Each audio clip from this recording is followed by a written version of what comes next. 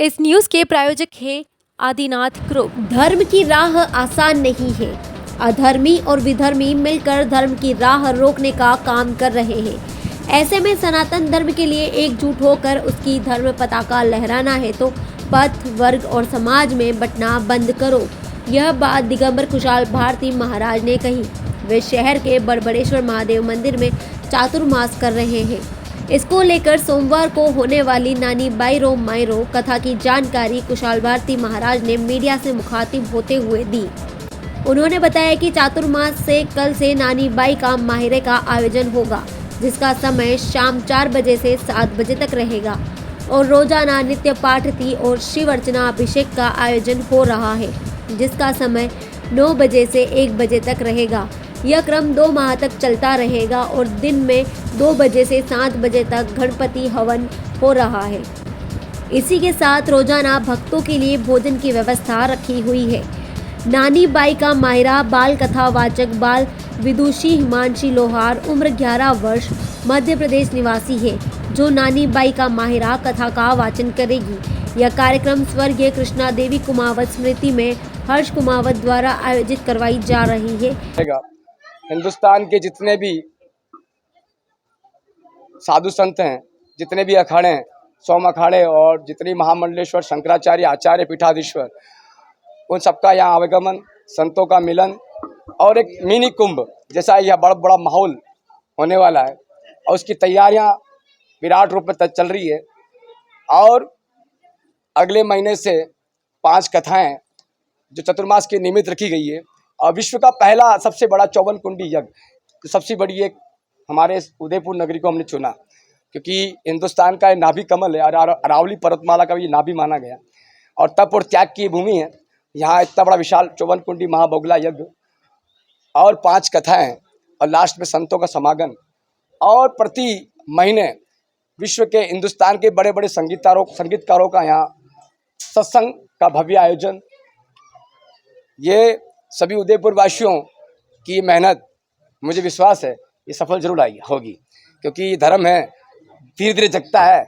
कि धर्म लंगड़ा है, मैंने अभी बात की थी कि वहाँ कोई ना कोई तो उसका पात्र बनी जाता है और कंधा बनी जाता है उसको चलाने के लिए। हमको कंधा बनने की कोशिश बनी तो मेरे साथ लाखों खड़े हैं, वैसे कोई चिंता नहीं है। काम, धर्म का काम ये होता है कि धीरे होता है। धर्म की परिस्थितियाँ हमारी सनातन हमेशा ठंडा होकर चला है।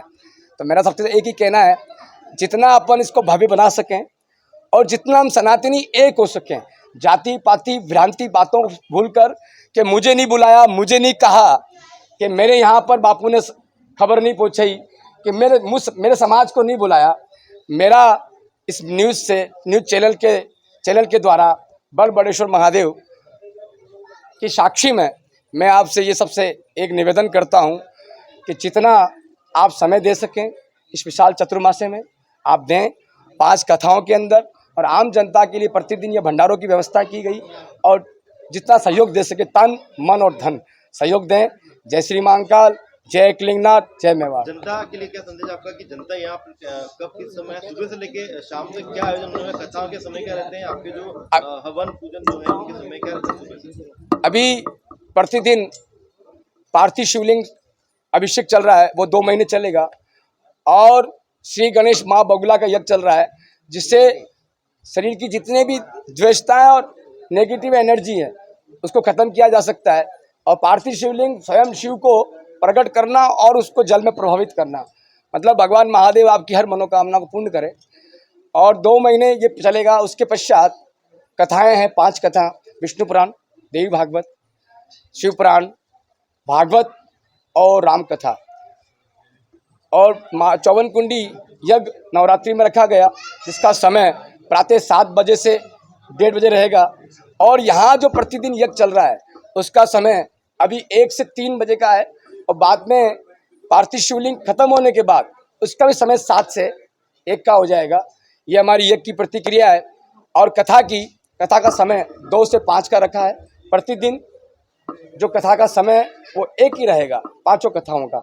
ओम नमो नारायण, जय श्री महाकाल। 54 कुंडी कथा के अंदर में जिस तरीके से आज हमारे गुरुदेव जी ने जो बताया कि यहाँ पर चतुर्मास का आयोजन हुआ है और मुझे भी वास्तव में मालूम नहीं था। जिस दिन गुरुदेव जी का यहाँ पदार्पण हुआ उसी दिन प्रधान साहब और हमारे को पता पड़ा और हम उसी दिन से आए हैं। और यहाँ का भव्य कार्यक्रम को देखकर वास्तव में लगा है कि ये सनातन धर्म जगह है और ये भव्यता का रूप लेगा। ऐसे संत महात्मा यहाँ पर इस ब्रह्मणेश्वर महादेव जी के यहाँ पर प्रांगण में आए। मैं छोटी सी बात कहूँ तो कोई अतिशोक्ति नहीं है। मेरा भी यहाँ पर यहाँ ब्रह्मणेश्वर महादेव जी के यहाँ पे आते हुए करीब 35 वर्ष हो गए हैं। और यहाँ पर एक पगडंडी का रास्ता था, वो यहाँ मोटरसाइकिल नहीं आती थी, केवल पैदल ही यहाँ पर आते थे। और इस ब्रह्मणेश्वर महादेव जी का चमत्कार देखो तो यहाँ पर जब पहली बार हमारे यहाँ इस सवीना ग्राम पंचायत के सरपंच तखत सिंह जी सकताव साहब बने, उसके बाद में यहाँ का जो ये विराट स्वरूप नज़र आ रहा है। पहले जब यहाँ पहली बार प्रधान यहाँ पर विधायक हमारी वंदना मीणा बनी और यहाँ एक सामुदायिक भवन का निर्माण हुआ। और उसके बाद में वापस जब मेरा यही बात चल रही थी कि जब यहाँ मैं भी दावेदार था तो विधायक का अगर टिकट मिल जाएगा तो मैं पहले चाय नहीं पीता था, चाय पीना शुरू करूँगा। तो जैसे ही टिकट मिला और हम यहाँ पर हर्ष पैलेस पर बैठे थे और ब्रह्मणेश्वर महादेव जी का दर्शन करने की इच्छा हुई, हम जल्दी में आ गए। और ब्रह्मणेश्वर महादेव जी के यहाँ आने के बाद में कहा कि आज हमारे को चाय पीनी थी, सामान नहीं लाए। जब भगवान के दर्शन किए और हम बाहर निकले तो यहाँ धूनी के अंदर केवल और केवल एक चाय बनी हुई हमारे को लोटे में मिली। और ये चमत्कार कोई कम नहीं है। और यहाँ पर जब मैंने चाय पीना शुरू किया और फिर आज यहाँ पर जो दो तो एनीकट बन गए हैं और एक सामुदायिक भवन मैंने और बनाया, इंटरलॉकिंग टाइलें यहाँ लगवाई। यहाँ पर एक यज्ञ का भी बहुत भव्य कार्यक्रम हुआ। वास्तव में गुरु महाराज की पीड़ा है कि हमारे यहाँ पर इतना जो उठाव नहीं हुआ। एक तो हमारे यहाँ पर वास्तव में मैंने गुरु महाराज को उस दिन भी कहा कि आपकी कृपा और यहाँ पर हमारे को रास्ता चौड़ा मिल जाए। आप भी यहाँ पर मीडिया कर्मी भाई यहाँ आए हैं, कितनी दिक्कत आई है यहाँ पर। आजू बाजू के भाई लोगों को मैंने पहले भी प्रार्थना की कि आप 2-3 फीट की जगह दे दे तो यहाँ रोड बना दें, मगर जिसकी भी जो ये ज़मीन है उसकी खातेदारी की ज़मीन है, सरकारी होती तो हम इसको चौड़ा कर देते। जैन समाज एक स्थायी बस्ती में रहता है और यहाँ पर जो हमारे जागरूकता का थोड़ी सी जो कमी है, दूर दराज में हमारे ये सनातन धर्म के जो लोग हैं दूर दराज में रहते हैं और आप भी के बीच में से एक साधन की जो मांग की है, वास्तव में ये भी मालूम पड़ जाए कि आने जाने का यहाँ पर ये साधन लगेगा तो उससे हमारा आम जनता का जुड़ाव होगा। और वो भी यहाँ पर आकर इस जो चतुर्मास का जो यह आयोजन हो रहा है, ऐसे हमारे संत महात्मा यहाँ पर आए हैं तो जरूर इसके अंदर भव्यता आएगी और यह कार्यक्रम बहुत भव्य बनेगा। ऐसे हमारे सनातन धर्म से जुड़े हुए और भी संत महात्मा यहाँ है, वो भी आपको बताएंगे। बहुत बहुत धन्यवाद। मैं आपके माध्यम से सभी सनातन धर्म के अनुयायियों से आग्रह करता हूँ, प्रार्थना करता हूँ कि ऐसा हमारा यहाँ ब्रह्मणेश्वर महादेव जी के प्रांगण में यहाँ चतुर्मास का आयोजन है। आप भी ये कथा का आयोजन को भी सुने और उसका लाभ ले। आप जरूर मेरी बात सुने। मैं आपके सबके चरणों में नमन करते हुए आपसे प्रार्थना करता हूँ कि ऐसा भव्य कार्यक्रम में आप ही की उपस्थिति ही इसको सफल बनाने में महत्वपूर्ण भूमिका रहेगी। फोन से पूरा घर होगा ऑपरेट। उदयपुर में स्मार्ट फ्लैट्स की शुरुआत।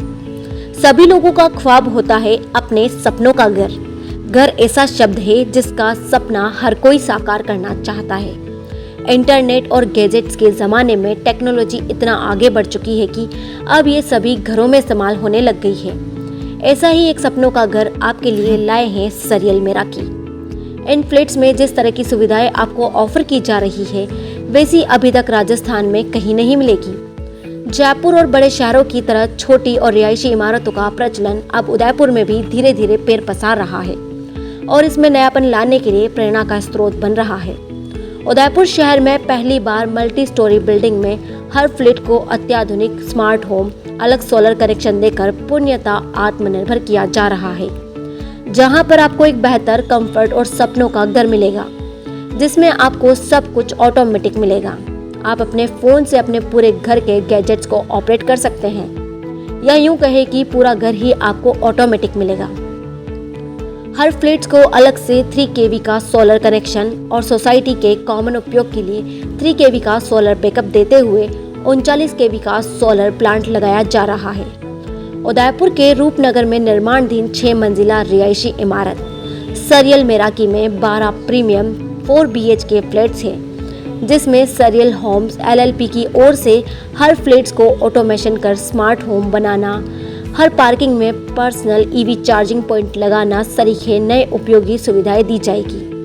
होम ऑटोमेशन, मनोरंजन, प्रकाश व्यवस्था, बिजली के गैजेट्स आदि को दूर से आप अपने फोन से ऑपरेट कर सकते हैं। बिल्डिंग में पार्किंग की सुविधा के साथ लिफ्ट, CCTV और RO water waste management, solar panel, club house, society park और जिम और सभी फ्लैट्स 3 साइड ओपन रखे गए हैं। फायर फाइटिंग सिस्टम के साथ गवर्नमेंट अप्रूव प्रोजेक्ट के साथ, जिसमें सभी बैंकों से लोन की सुविधा उपलब्ध करवाई गई है।